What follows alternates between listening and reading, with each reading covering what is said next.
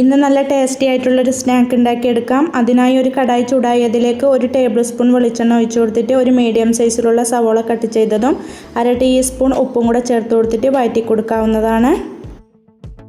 ഇനി ഇതിലേക്ക് 1 table spoon ഇഞ്ചി, പച്ചമുളക്, വെളുത്തുള്ളി ചതച്ചതും കൂടെ ചേർത്ത് കൊടുത്തിട്ട് നല്ലപോലെ മിക്സ് ആക്കിയതിന് ശേഷം ഇനി ഇതിലേക്ക് 1 ടീസ്പൂൺ കുരുമുളക് പൊടി, 1/2 ടീസ്പൂൺ ചിക്കൻ മസാല, 1/4 ടീസ്പൂൺ മഞ്ഞൾപ്പൊടി, 1/4 ടീസ്പൂൺ ഗരം മസാലയും കൂടെ ചേർത്ത് കൊടുത്ത് ഇതിൻ്റെ പച്ചമണം എല്ലാം മാറുന്നവരെ ഒന്ന് മിക്സ് ആക്കിയതിന് ശേഷം ഇതിലേക്ക് ഉപ്പും മഞ്ഞൾപ്പൊടിയും കൂടെ ചേർത്ത് കൊടുത്ത് വേവിച്ചെടുത്ത ചിക്കൻ ക്രഷ് ചെയ്തതും പിന്നെ ഒരു ചെറിയ ക്യാരറ്റ് ഗ്രേറ്റ് ചെയ്തത്, ഒരു ചെറിയ കഷ്ണം ക്യാപ്സിക്കം കട്ട് ചെയ്തത്.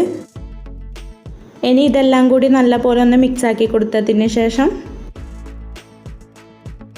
3 പീസ് ബ്രെഡ് പൊടിച്ചെടുത്തതും 1/4 കപ്പ് പാലും കൂടെ ചേർത്ത് കൊടുത്ത് നല്ലപോലെ മിക്സ് ആക്കിയതിന് ശേഷം ഫ്ലെയിം ഓഫ് ആക്കി കൊടുക്കാവുന്നതാണ്.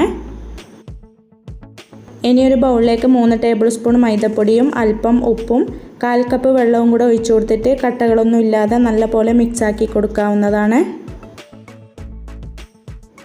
ഇനി 4 പീസ് ബ്രെഡ് പൊടിച്ചെടുത്തതിലേക്ക് 2 ടേബിൾ സ്പൂൺ വെളുത്ത എള്ളും കൂടെ ഇട്ട് കൊടുത്തിട്ട് നല്ലപോലെ മിക്സ് ആക്കി കൊടുക്കാം. ഇനി ഫില്ലിങ്ങിൽ നിന്ന് കുറേശ്ശെ എടുത്തിട്ട് ഇതുപോലെ ഒന്ന് ഷേപ്പ് ചെയ്തെടുക്കാവുന്നതാണ്.